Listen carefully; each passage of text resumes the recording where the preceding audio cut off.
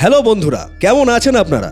আর আজ আমরা কথা বলতে যাচ্ছি টেলিভিশন ইতিহাসের অন্যতম সেরা এবং সবচেয়ে যুগান্তকারী সাই-ফাই মিস্ট্রি সিরিজ লস্টের একটা মাস্টারপিস এপিসোড নিয়ে। আপনারা যারা লস্ট দেখেছেন তারা জানেন শেষ পর্ব আমাদের কতটা স্তব্ধ করে দিয়েছিল।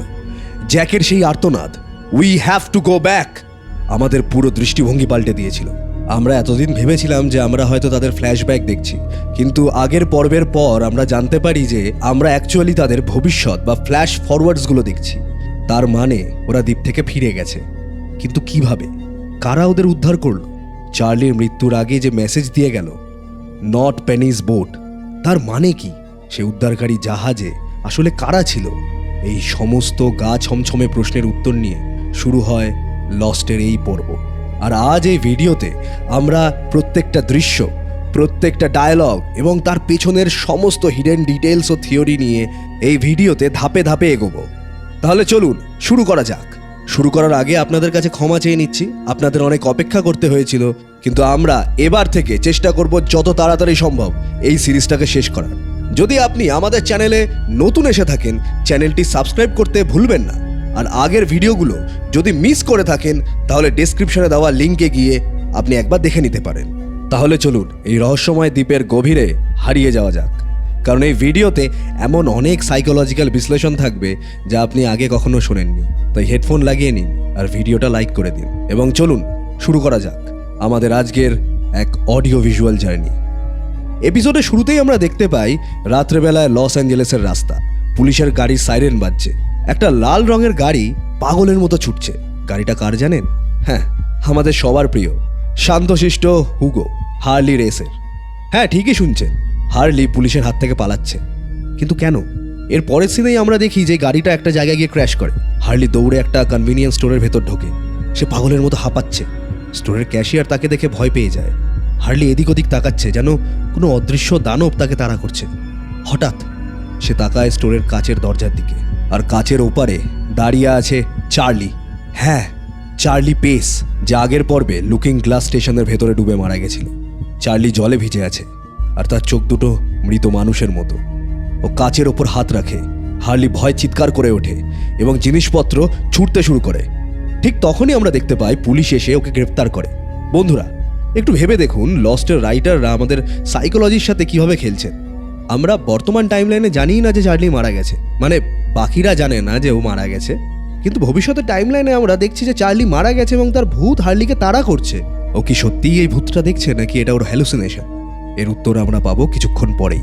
এবার আমরা ফিরে আসি আবার দ্বীপে, আসল টাইমলাইনে। তার মানে আগের পর্বের শেষ সিনের কিছুক্ষণ পরে জ্যাক রেডিও টাওয়ারে সেই স্যাটেলাইট ফোনের মাধ্যমে মালবাহী জাহাজের সাথে যোগাযোগ করেছে। জ্যাক ভাবছে উদ্ধারকারী দল আসছে, কিন্তু ঠিক তখনই জন লক পেছন থেকে এসে নায়ামের পিঠে একটা ছুরি মারে।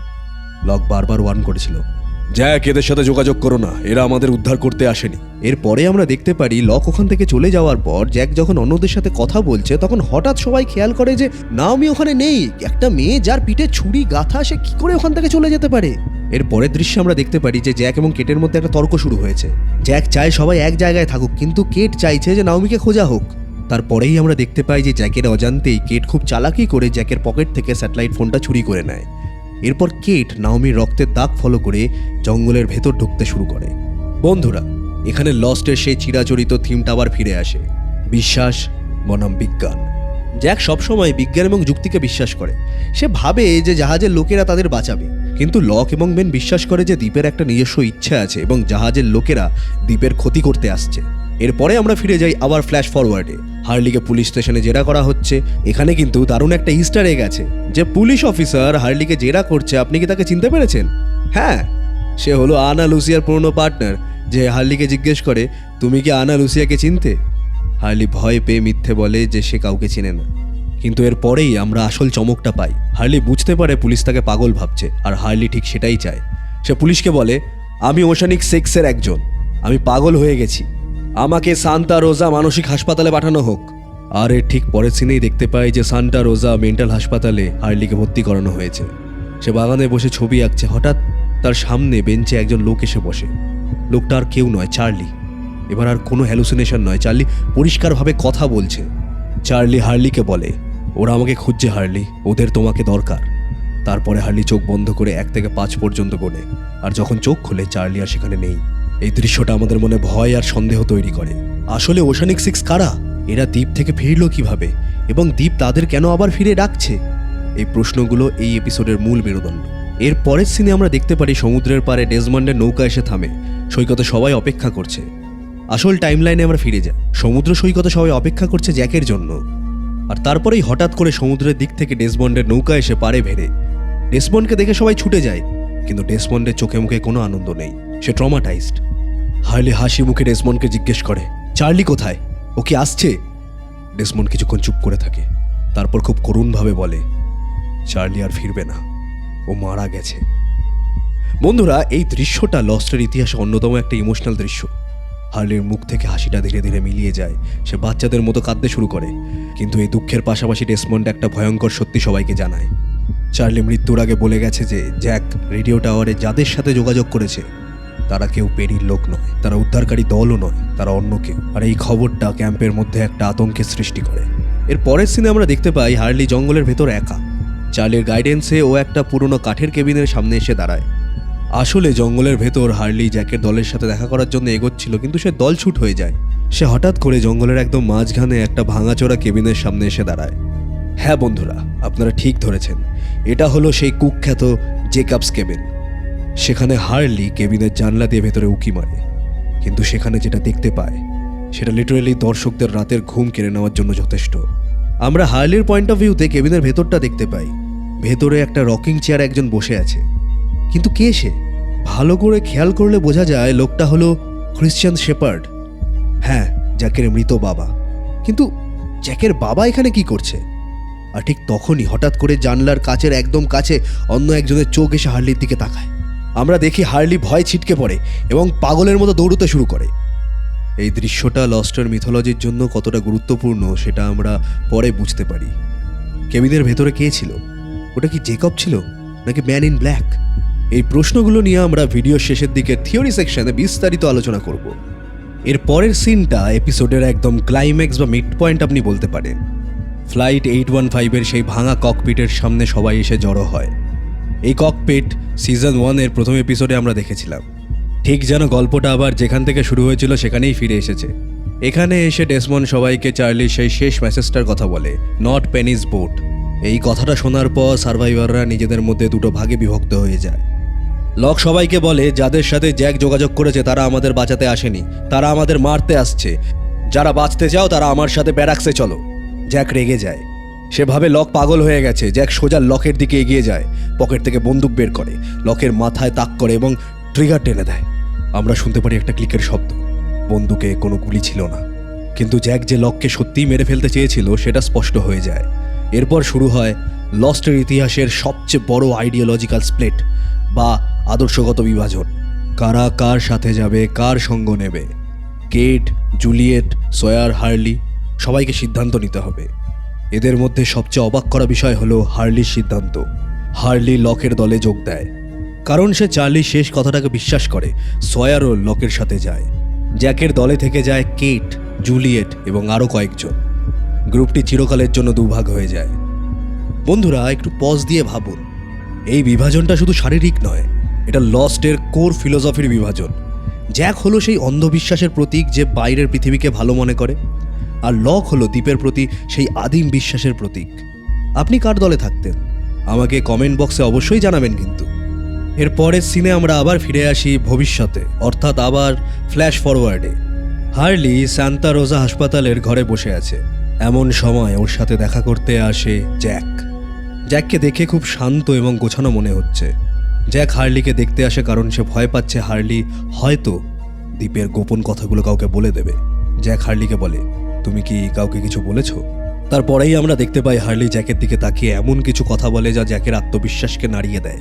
হার্লি বলে, আমি জানি তুমি আমাকে কেন দেখতে এসেছো। তুমি ভাবছো আমি পাগল হয়ে গিয়ে সব সত্যি বলে দেবো, কিন্তু আমি বলবো না, কারণ ওটা একটা সিক্রেট। এরপর হার্লি খুব সিরিয়াস হয়ে জ্যাককে বলে, জ্যাক, আমাদের আবার ফিরে যেতে হবে। আমি জানি তুমি সেটা মানতে চাও না, কিন্তু আমাদের ফিরে যেতে হবে। চার্লি আমাকে বলেছে ওরা আমাকে খুঁজছে। এই কথাগুলো শুনে জ্যাক ভয় পেয়ে যায় এবং সেখান থেকে চলে যায়। এই দৃশ্যটা জ্যাকের মানসিক পরিবর্তনের বীজ বপন করে। যার ফলে ভবিষ্যতে জ্যাককে আমরা দাড়িওয়ালা ডিপ্রেসড অবস্থায় we have to go back বলে চিৎকার করতে দেখি। এর পরের সিনে আমরা আবার দ্বীপে ফিরে যাই। জ্যাক এবং কেট জঙ্গলের ভেতর অপেক্ষা করছে। হঠাৎ ওরা আকাশে একটা হেলিকপ্টারের আওয়াজ শুনতে পায়। ওরা দেখে হেলিকপ্টারটা অন্ধকারে চক্কর খাচ্ছে। হঠাৎ করে দেখতে পায় ওরা যে সেখান থেকে একটা লোক প্যারাশুট নিয়ে নিচে লাফিয়ে পড়ে। তারপর আমরা দেখতে পাই যে জ্যাক এবং কেট সেই লোকটার প্যারাশুট ট্র্যাক করে জঙ্গলের ভেতর ঢুকে যায়। জ্যাক এবং কেট ওরা গিয়ে দেখে একজন লোক প্যারাশুটের দড়িতে আটকা পড়ে মাটিতে বসে হাঁপাচ্ছে।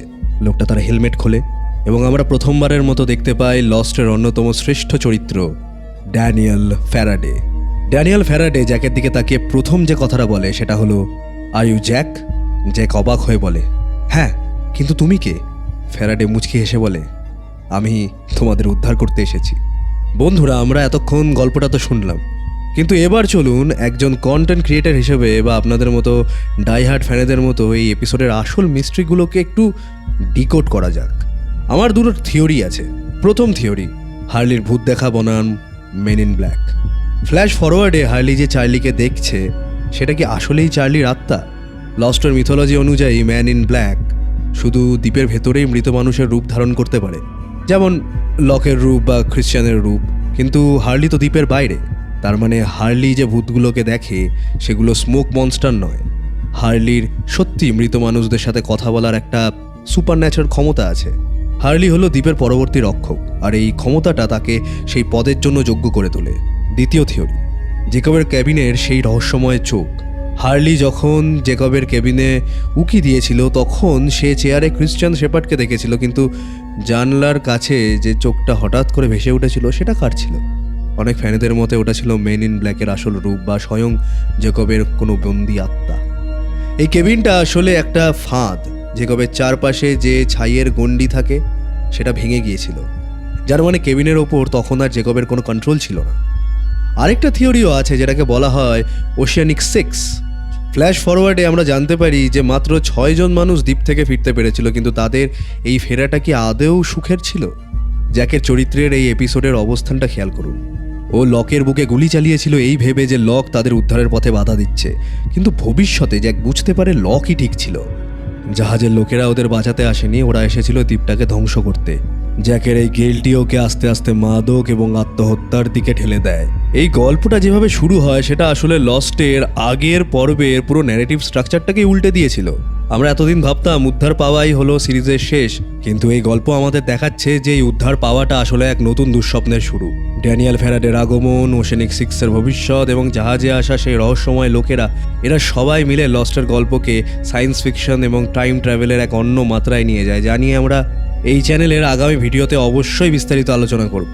আর কমেন্টে আপনি অবশ্যই জানাবেন যে আপনার ফেভারিট ক্যারেক্টার কে, জ্যাক নাকি লক। অবশ্যই হয়ে যাক একটা কমেন্টের যুদ্ধ। চলুন এবার আবার গল্পে ফিরে আসা যাক। আমরা দেখেছিলাম যে গল্পে এক নতুন চরিত্রের প্রবেশ হয়।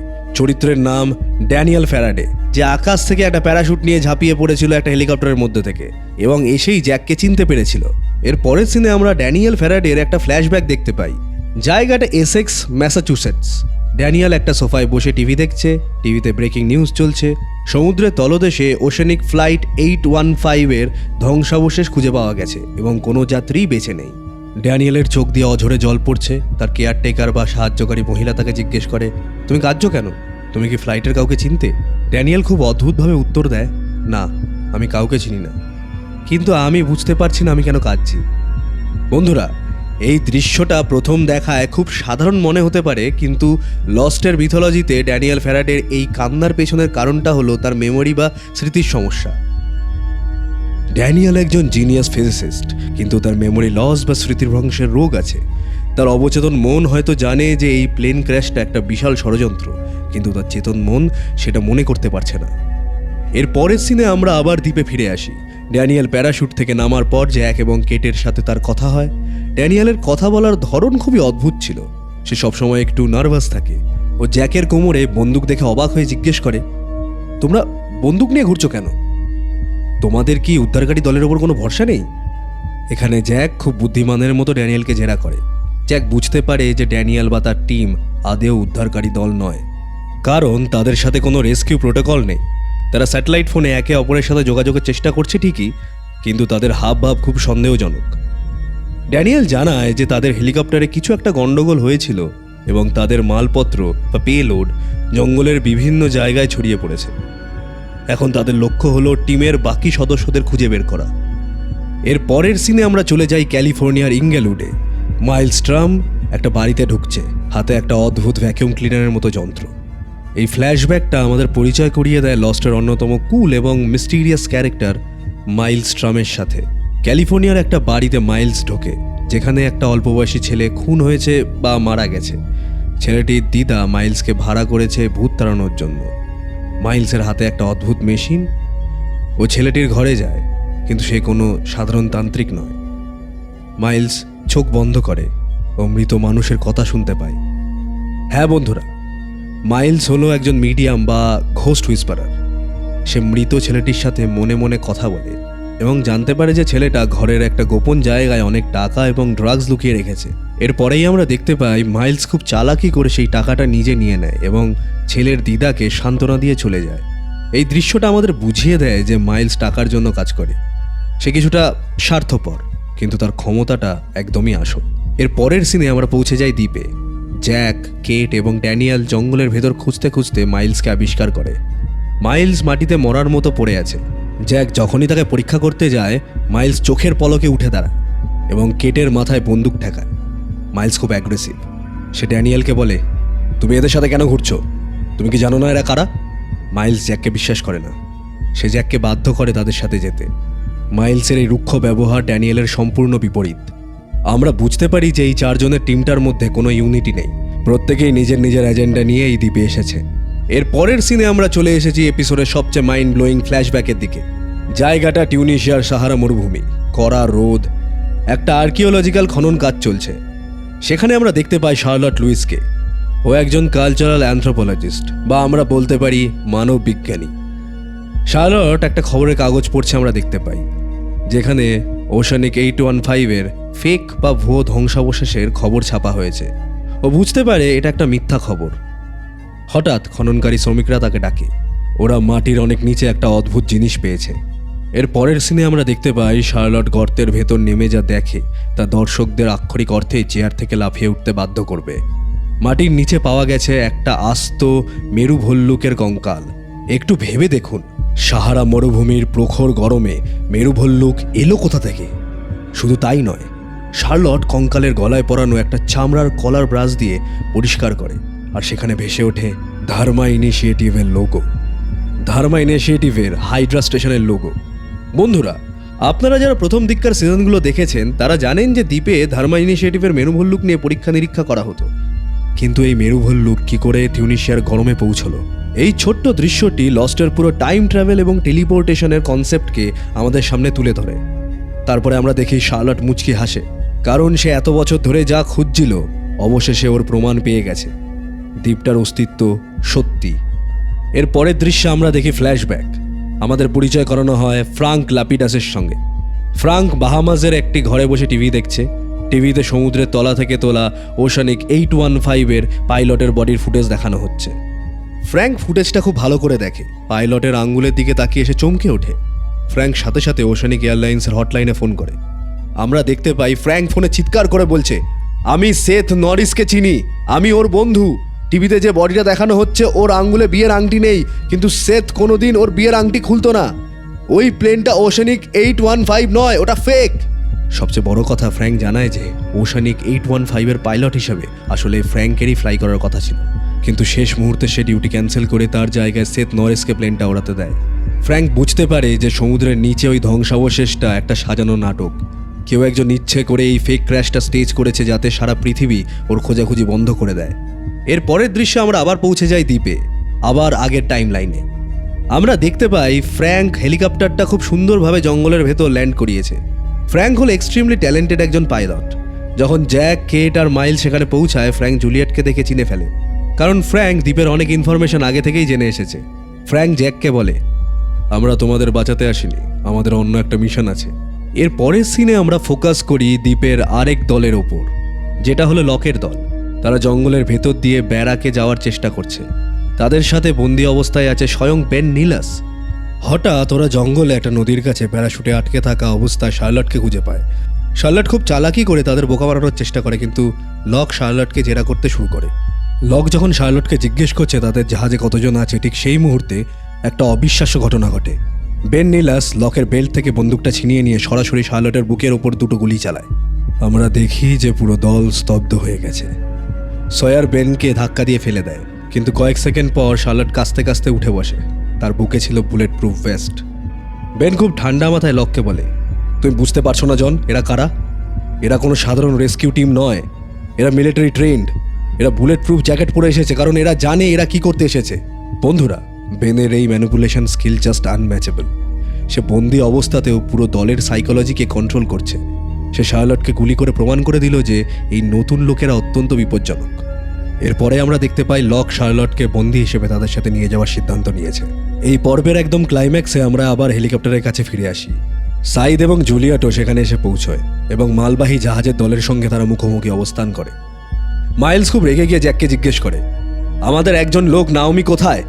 ওর সাথে আমাদের যোগাযোগ বিচ্ছিন্ন হয়ে গেছে। জ্যাক এবার মিথ্যে কথা বলে, কিন্তু জুলিয়েট সামনে এসে বলে নাওমি মারা গেছে, ওকে জন লক খুন করেছে। তারপর আমরা দেখি সে ড্যানিয়েল এবং ফ্র্যাঙ্কের দিকে তাকায়।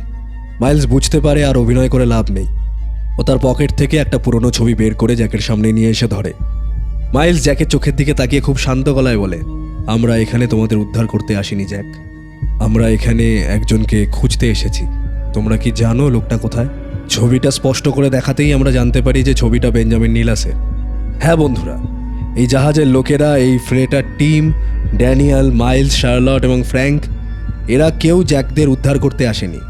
এরা এসেছে দ্বীপের সবচেয়ে খতরনাক মানুষ বেন নিলাসকে বন্দি করতে বা মেরে ফেলতে।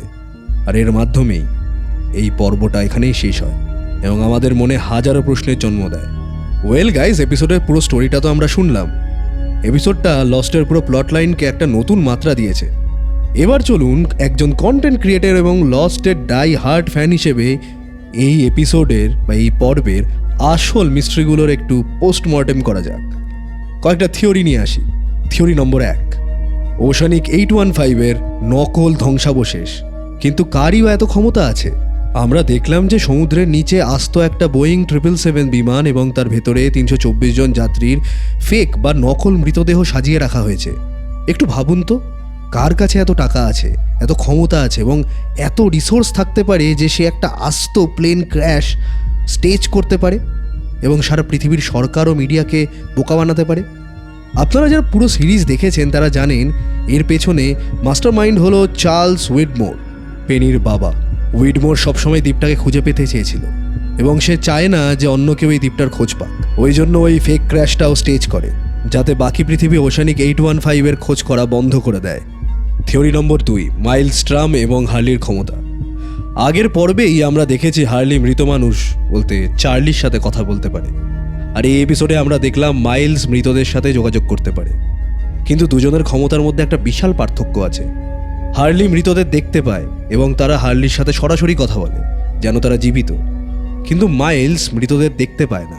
সে শুধু তাদের শেষ মুহূর্তের অনুভূতি বা তাদের ব্রেনের লাস্ট যে থট প্রসেসটা আছে সেটা শুনতে পায় বা সেন্স করতে পারে।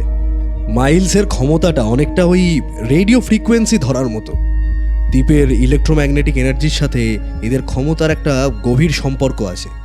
3 নম্বর থিওরি হলো টিউনিশিয়ার মেরু ভল্লুক এবং টেলিপোর্টেশন নিয়ে। শার্লট টিউনিশিয়ার মরুভূমিতে যে মেরু ভল্লুকের কঙ্কালটা পেয়েছিল তার গলায় ধারমাইনিশিয়েটিভের কলার ছিল, কিন্তু ভল্লুকটা সেখানে গেল কিভাবে? এর উত্তর লুকিয়ে আছে দ্বীপের মাটির নিচে থাকা অর্কিড স্টেশনে। অর্কিড স্টেশনের নিচে থাকা ইলেকট্রোম্যাগনেটিক বা তড়িৎচুম্বকীয় হুইলটা ঘোরালে স্পেস টাইম কন্টিনিউয়াম ভেঙে যায় এবং বলা ভালো কাল, সময় এবং স্থানের মধ্যে যে বিচ্ছিন্নতা রয়েছে সেটাকে এক করে দেয়। ধারমাইনিশিয়েটিভ এই ভাল্লুকদের অর্কিড স্টেশনে টাইম ট্রাভেল এক্সপেরিমেন্টের জন্য ব্যবহার করত।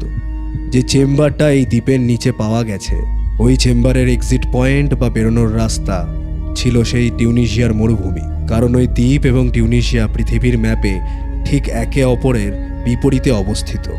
তো বন্ধুরা, সিজন 4-এর এই পর্বটা আমাদের বুঝিয়ে দিল যে লস্টের গল্প এখন আর শুধু একটা দ্বীপে বেঁচে থাকার লড়াই নয়, এটা এখন একটা গ্লোবাল কনস্পিরেসি বা বিশ্বজোড়া ষড়যন্ত্র। ড্যানিয়েল, মাইলস, শার্লট এবং ফ্র্যাঙ্ক এই চারজন অত্যন্ত স্পেশাল মানুষ, যাদের প্রত্যেকেই কোনো না কোনোভাবে দ্বীপের সাথে যুক্ত। আরও একটা প্রশ্ন হলো, বেন নিলাস এমন কি করেছে যার জন্য এত শক্তিশালী একটা দল তাকে মারার জন্য দ্বীপ পর্যন্ত চলে এসেছে? আর লক কি পারবে বেনকে বাঁচাতে, নাকি সে বেনকে ওই ফ্রেটার টিমের হাতে তুলে দেবে? এইসব রোমাঞ্চকর প্রশ্নের উত্তর আমরা পাবো সিজন 4-এর আগামী পর্বগুলোতে। আজকের এই এক্সপ্লেনেশন এবং থিওরিগুলো আপনাদের কেমন লাগলো এটা অবশ্যই আপনারা কমেন্ট বক্সে জানিয়ে দেবেন। আমরা বারংবার আপনাদের জন্য একটা পারফেক্টলি ডিটেল স্ক্রিপ্ট আনার চেষ্টা করব। এবার আপনাদের কাছে আমার একটা প্রশ্ন, এই যে 4টে নতুন চরিত্র আসলো, ড্যানিয়েল, মাইল, শার্লট, ফ্র্যাঙ্ক, কার ফ্ল্যাশব্যাক বা কার সুপার পাওয়ার আপনাদের সবচেয়ে বেশি ইন্টারেস্টিং লেগেছে? অবশ্যই এটা আমাকে কমেন্ট বক্সে জানাবেন।